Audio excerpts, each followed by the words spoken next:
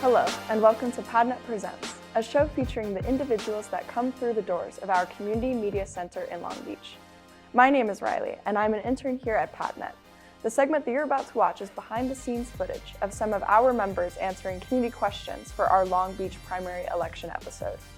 We received so many great questions from our community to ask our candidates, and it was difficult to pick just one. So, we decided that in between takes, we would discuss some of the prompts that did not get selected.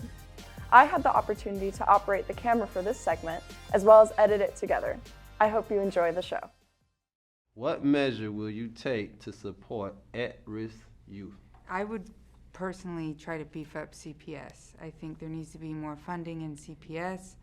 I think every CPS worker shouldn't have so many cases, so they would be able to pay enough attention to each case. I think a really good thing is maybe if we had enough funds to have 2 CPS workers that get assigned to each case.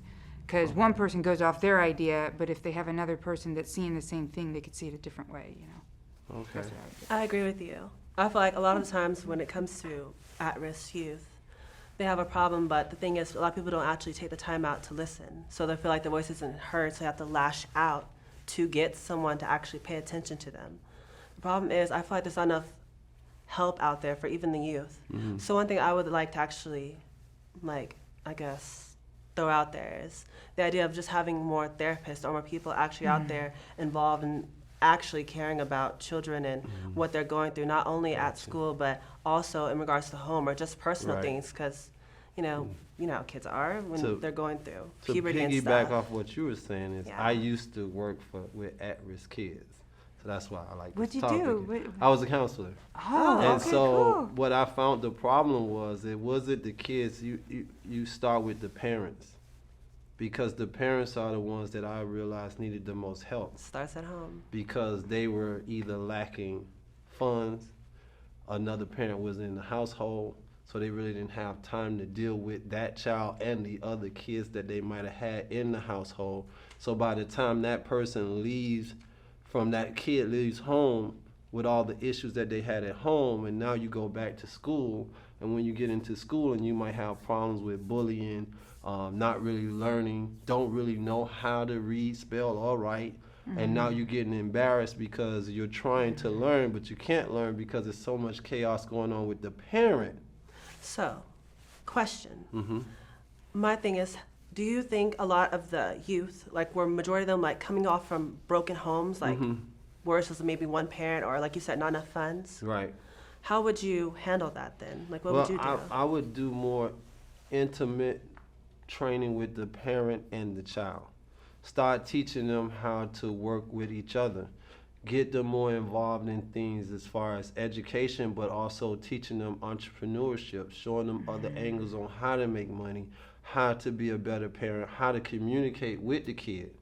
Because the communication, the barriers are there, and people don't really understand how far we are as parents to the kids. And if you're not talking with the kids and you're not dealing with them on a day-to-day basis, that gap furthers and further. And then you got influence from other kids that think they know what they're doing, and they're from single parent houses too. And so now they're coming with their ideas, and they're coming with what they think is right. They don't really understand. It's like the blind leading the blind. Exactly. And so by the time they come up with their idea and the way they talk versus how we was raised or how parents were supposed to act, it gets very confusing. And so what I did is, I used to do the conversation with just bringing the parents together as one and making sure that we all happy.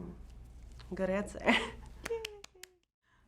What would you do about the increasing unsafe downtown environment, the mentally unstable and sometimes violent attacks by unhoused people on residents? If so, what are your plans? Okay, I can start off with that. Okay, for a lot of the times, the reason why a lot of people do, unhoused people do lash out against some of the residents is because of them actually feeling like they're not being heard once again, just like children. Pretty much how children have those traumas like you were talking about, coming from broken homes and stuff like that. Well, that pretty much transforms into adulthood. So it's pretty much those unaddressed issues that people are having to tackle. But now as an adult, while being homeless, but not actually be giving the right tools to actually combat that, that feeling of being lost and not knowing what to do and just being mad and angry about just everything and not knowing how to actually channel that into healthier ways. So I would actually be enforcing a lot more, like people always say programs, but it's not really about all the programs because they have a lot of programs but aren't really helping. It's about actually making sure you have people who actually care about what they're doing. Because while I was homeless and going through that, I've been in a lot of places where a lot of people actually didn't care. They were just there to collect a check and then leave and get paid. And that was the main problem, is they were, on paper, they were there, we had the help, but we really weren't having that attention, that care of someone who actually genuinely wants us to do well and heal and get better. So my question is, what about the people that don't want help? What about the people that's out there that's saying, yeah, I got this issue, but they really don't care how do you cipher which people really want the help or which people just really want the check? Yes, with that, usually it just shows and even in people, good and bad people, well, not really good and bad, but just people who actually want it versus who don't, you can tell because it'll just show of who actually does want to be there, who actually does want to work. And you usually could tell by their actions, people who actually are trying to get better by trying to apply to jobs and trying to actually, heal themselves or actually deal with their issues. Karen Bass's biggest talking points seem to be public transit and trying to end homelessness. Do you agree with her ideas? Are your plans to alleviate the problem similar? Or are you trying to do a different approach? What are your plans to end homelessness and make public transit safe? Like I said, I'm a little different on that because I once was homeless. I slept in the car with my wife while she was pregnant. And I realized after I finished, I was pointing the finger at everybody else. But at the end of the day, I had to point the finger at myself because of the choices that I made. And in those choices, it led me down that road.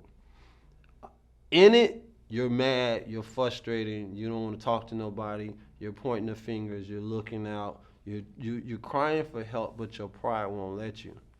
So it has to be someone that's gonna have to come in there and do like a cleanup. You can't grab them by the hands and say, come on, let's go. It's gonna have to be like an abrasive, like y'all gotta get from over here. I don't know where you're going, but you gotta go. So you're actually talking about just physically moving them? Putting them in a place where they can be comfortable. Some people that's out there are comfortable where they're at, and it's gonna be hard to move them. You can't go and ask them to leave because they're comfortable. Yeah, they ain't got nowhere else to go. So what we have to do is we have to, education, we can say education all we want. That's not gonna work if there's no jobs. If you can't create jobs, if you can't make a job for them, then education, I could be educated all I want. I got 2 degrees. That doesn't mean anything. I'm not working in my degree. That's true, and plus people sometimes won't hire you based on certain criteria. And your age. Yeah. You get I'm what I'm saying? $40,000 in debt from student loans, Exactly. and look at me now. Right. You get what I'm saying? So it has to be something a little bit different. Yeah. You got to show them something different where they can make money. And if they're making more money sitting at home, then why go work? True. So it has to be, and it's very expensive here. We know that. Everybody in the whole world know California is expensive, but guess what? People still surviving. So that means it's not expensive as we say it is, and there is money here. The thing is, it's how much money are you willing to pay to take care of the people here in California? That's the real question. How much are they willing to put into it to get them off there? Or are they making money for them to be homeless? That is true, because like I was saying earlier, there is the problem of how police and stuff is overfunded by hundreds of millions of dollars. And then I think the funding for homelessness was maybe 1 million or half of that or something like insignificant compared to something like that. Right. So I think it does tie into what you're saying. How much are you willing to put into actually fixing the problem versus just saying, we don't have we don't know how to fix it. We're gonna try, but we're not gonna actually, do better. I think some of the money should be taken out of the police and put into mental health hospitals, and then that would like get rid of a lot of it, or some of it at least. Some of it would help. You don't. I like a lot of people want to defund the police. Let's be honest. Well, I'm not saying defund defund them. them. Well, I'm just saying that there's got to be sound more like money you're put taking into money. it. You gotta understand this. I don't care who you are, what you are. You could be a rapper, you could be a bank robber, you could be a thief, you could be whatever. If somebody breaking your house, you're not calling your cousin. I know. You might. No, I believe. But the thing Depends is, on who your the cousin thing is. is, though, we gotta actually fund this. Like, and it doesn't have to be from the police. It Right. can be from the corporate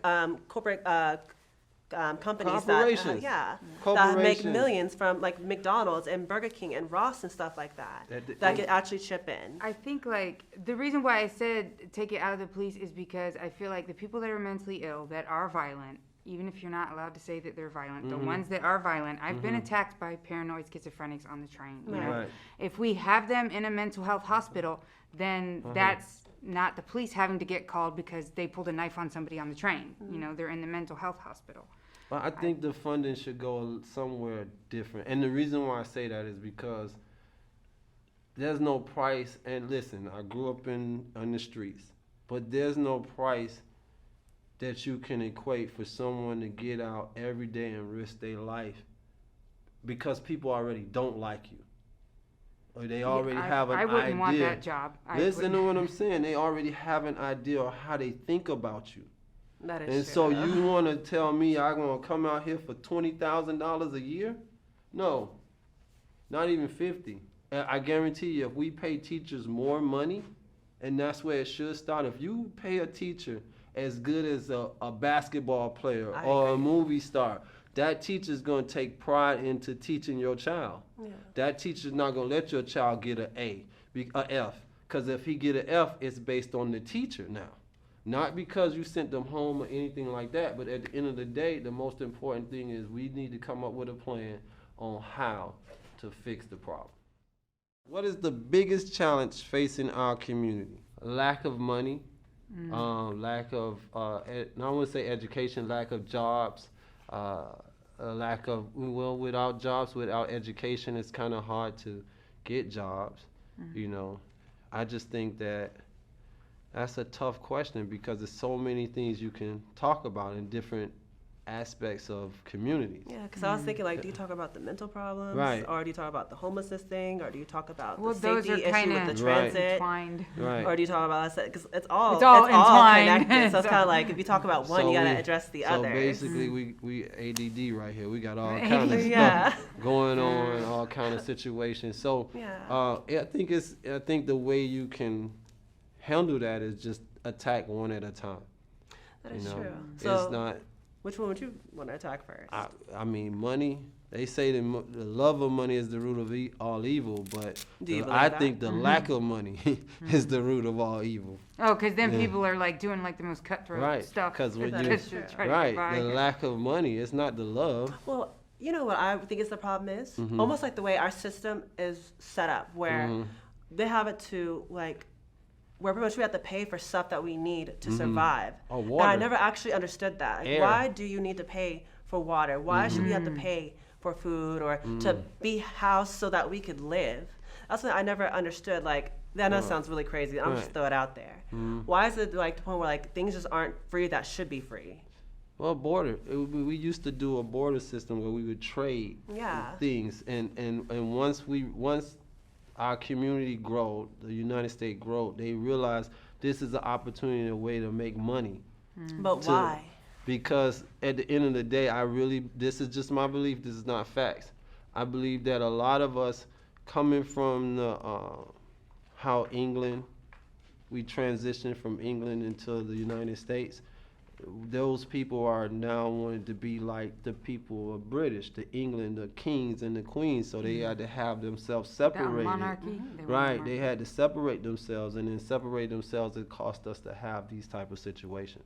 Yeah, but did it help or did it hurt? It made things worse. Because look at where we are now. The same place where, the same thing that they ran from, they created here. Yeah.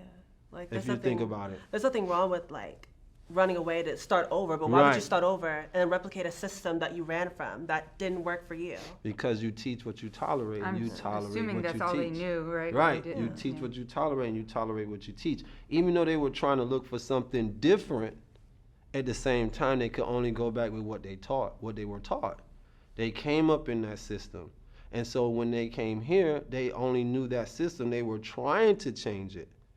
But then once you get to a place and people start going against it, you always tend to go back to what you know. So I believe that until we find another system, which is going to be hard. Well, my question is, how do we start that? Because like we're saying, this the way it is now, this ain't working. Clearly, this is not working. $4,000 in debt, homelessness from two people who honestly shouldn't be homeless. Right. But, you know, and then it's like there's not really a lot of things to help people who are actually trying to make it. Like you said, there is money, but why should that be the issue? There are some other states that don't have to worry about going to the hospital, choosing between going to the hospital, having to pay the bill, or actually, you know, just dying on the street. But you got to remember now, it always goes back to family. If you go back to any of this thing, it's about the family coming together. If you look at any culture, when they were able to make it, they came together. Right now, we're teaching divide. Every man for himself. Get your own. Build your own. Create your own. Then go, then see what you want to do after you get where you're at. And that is exactly the problem that I want to address in the system. How do we change that? Where it's just capitalism mentality like that, where the rich get richer. You just keep focusing on yourself and not caring about the next person. How do we change that? That's the biggest problem we're having, is the way the system is ran. I think European countries doing the social democracy thing seems to work. I mean, it's not, or social capitalism. I'm gonna say it wrong. It's okay. It's a little bit socialism, but it is still a mixture. capitalist Right. country. But It's more still- input. All right. I think change comes when people decide to make a move. Because it only takes that one move. And once we make that one move into that direction, then change will come. Period. I agree. We good? I hope you enjoyed today's episode. If you are interested in participating in future episodes of PADNET Presents, we invite you to join us in the studio. Follow us on social media or join our weekly newsletter to receive announcements on upcoming production opportunities. Now, to close us out, here's some behind-the-scenes clips from our election episode that a PADNET member, Aaliyah, filmed, and a fellow intern, Abby, edited together. I want to do a rehearsal. Okay.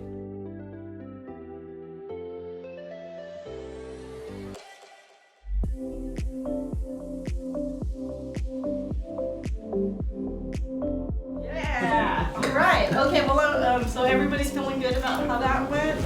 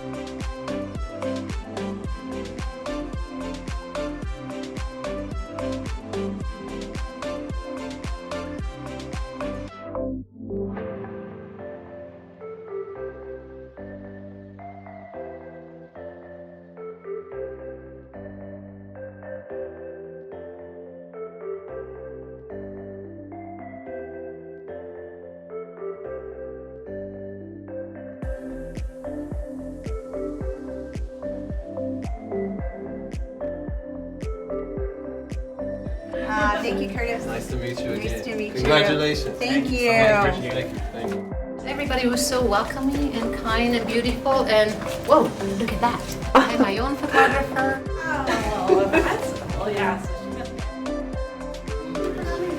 Thank you. Take care. Good luck with your my campaign. girl that I'm so Great to meet you. Bye. Thanks for watching PADNET Presents, and remember to make your media.